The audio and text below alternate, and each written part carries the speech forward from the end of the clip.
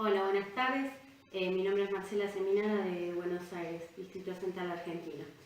Lo que queríamos compartir hoy es respecto a nuestra identidad como jóvenes. Y nos enfocamos al pasaje que está en Marcos capítulo 8, del versículo 27 al 30, que lo titulamos esta pregunta que tienen los jóvenes y adolescentes. ¿Quién dices que soy yo? Es muy importante para fortalecer nuestra autoestima y saber de nuestra identidad quiénes somos, a veces a partir de los comentarios que otras personas tienen en nuestro entorno. Pero a veces ustedes también como jóvenes se preguntan cosas sobre la identidad. ¿Quiénes somos? ¿Qué nos gusta hacer o qué no nos gusta hacer?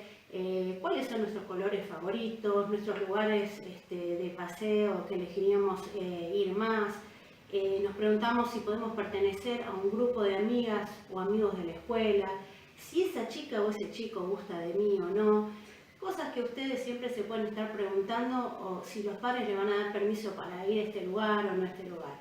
Pero Jesús, ya siendo una edad más grande, más adulta en el ministerio que tuvo acá en la tierra, se preguntó otras cosas de quién era él, pero delante del grupo de sus seguidores, delante de los discípulos. Este pasaje que está en Marcos, que está escrito por Juan Marcos, un acompañante y ayudante de Pablo en su obra misionera, quiso registrar todas las cosas, pero no pensando en la biografía de Jesús. Él estaba pensando en poder capturar todo el ministerio del Evangelio que él quería transmitir. Cómo podía Jesús dar las buenas noticias junto a los discípulos sobre este mensaje de esperanza, sobre este mensaje de salvación. Y una de las preguntas que podemos hacer respecto a esta tarea es la siguiente. ¿Por qué Jesús le hizo esta pregunta directa a los discípulos? ¿Los discípulos sabían qué intención tenía Jesús al preguntar esto? El Evangelio de Marcos es un evangelio corto y que además provee un querigma. El querigma es un término griego que significa proclamación. Y también provee un didaché, una enseñanza para nuestras vidas. Los discípulos que acompañaron esta tarea estaban también, como Jesús, concentrados en poder divulgar el Evangelio y las obras de Cristo. El pasaje que vamos a compartir está en la Biblia, en Marcos 8, como habíamos mencionado, del versículo 27 al 30, y dice así. Jesús y los discípulos salieron hacia las aldeas de Cesarea de Filipo. En el camino les preguntó, ¿quién dice la gente que soy yo? Unos dicen que Juan el Bautista, otros Elías, y otros uno de los profetas, contestaron. Pero ustedes, ¿quiénes dicen que soy yo? Tú eres el Cristo, afirmó Pedro. Jesús entonces les ordenó que no hablaran a nadie acerca de él. Ahora imaginen esta situación, ¿no? Jesús dice, no le digan a nadie de lo que yo les acabo de comentar. ¿Les parece que generó el mismo efecto o generó el efecto contrario? Que él los discípulos fueron y le dijeron a los demás. Yo me imagino que si bien no está escrito en la Biblia, generó el efecto contrario y la obra de Dios se divulgó más. Pero justamente para poder responder estas preguntas, yo me pregunto, cuando dice Jesús en el versículo 28, ahí donde estás mirando en tu Biblia, ¿quién dice la gente que soy yo? ¿Qué te parece? ¿Qué habrán contestado los discípulos de Jesús? Quisiera ser mosquito, ¿no? Para estar en ese lugar. Para poder responder a esos interrogantes, la Biblia trae muchas respuestas en todo el recorrido de los evangelios, donde están registrados distintos autores las obras de Jesús y mismo la interpretación de Jesús del Antiguo Testamento, ¿no? El material que tenían transmitido de generación en generación de manera oral. El Marcos que nos provee el encuadre del libro de Marcos nos dice que el Evangelio estaba enfocado en el ministerio de Jesús, pero a la población que quería llegar era a los judíos, a los greco-romanos y a los gentiles. Los dos primeros grupos no estaban de acuerdo en pensar en que Jesús era el Hijo de Dios, era el Mesías. Si vos te fijas en algunos versículos anteriores, del mismo libro de Marcos, en el versículo 11 al 12, nos explica la razón por la cual no querían ser seguidores de Jesús. Llegaron los fariseos y comenzaron a discutir con Jesús. Pero para ponerlo a prueba le pidieron una señal del cielo.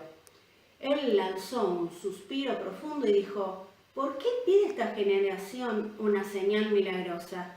Les aseguro que no se le dará ninguna señal. Y más tarde el apóstol Pablo, esto que leímos en la palabra de Jesús, refuerza eso. Porque los judíos piden señales y los griegos buscan sabiduría, mas nosotros predicamos a Cristo crucificado, a los judíos ciertamente tropezadero y a los gentiles locura.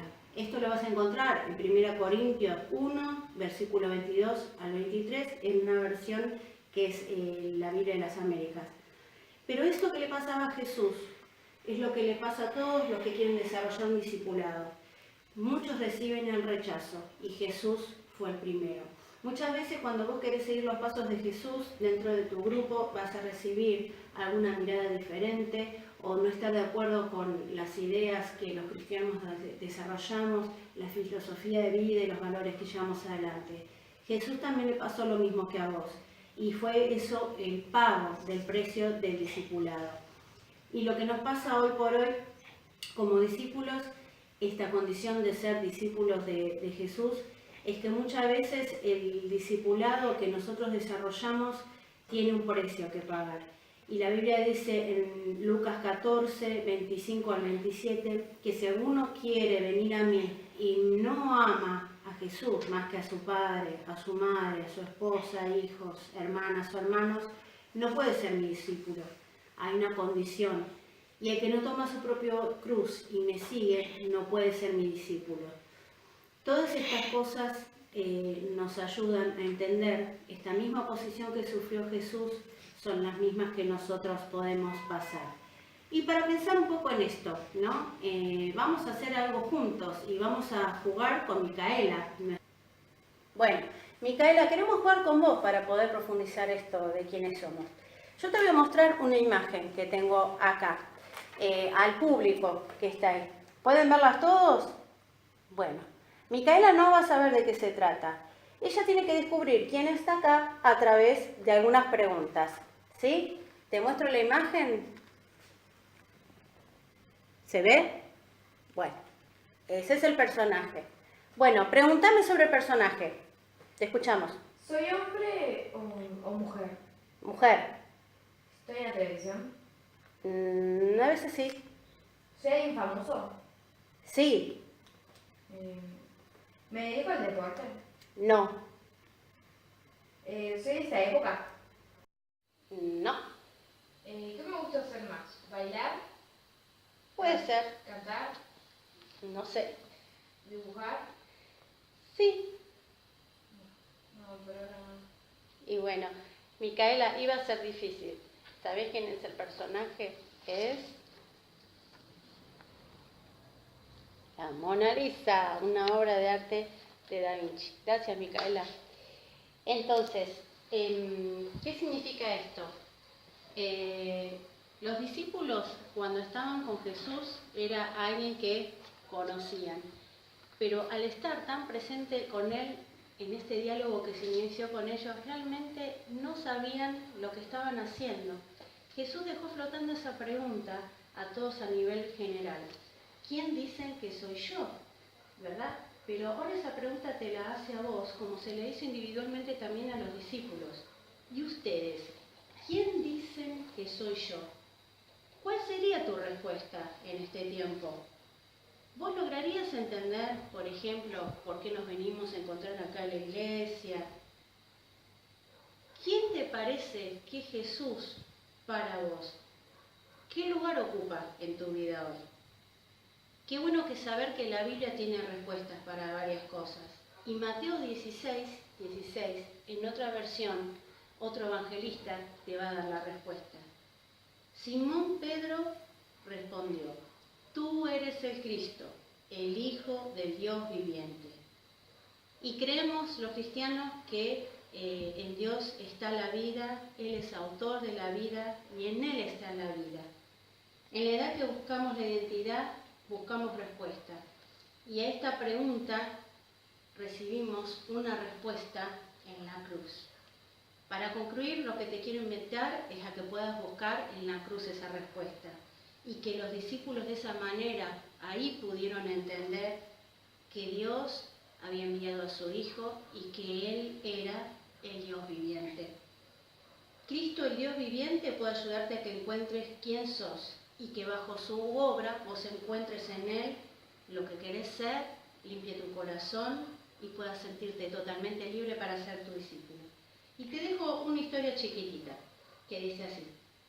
Había un teólogo que registró las cosas que pasaban en la Segunda Guerra Mundial, que nos explicaba que una vez que fue terminada la guerra, muchos soldados quedaron atrincherados en sus lugares y no podían salir.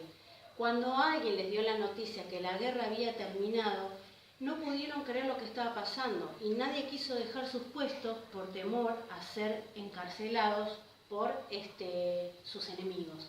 Ellos se quedaron ahí, hasta que a través de bastantes palabras y convencimiento trataron de sacarlos del lugar y pudieron volver con sus familias y estar felices nuevamente. Pero la realidad era que no querían dejar su lugar de posición para poder estar en un lugar mejor, porque no pudieron creer, porque no se pudieron animar a dar el paso. Y yo con esta ilustración cierro para decirte, ¿cuál es la trinchera en la que estás?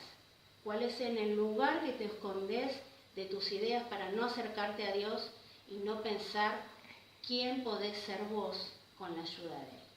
Que Dios te bendiga.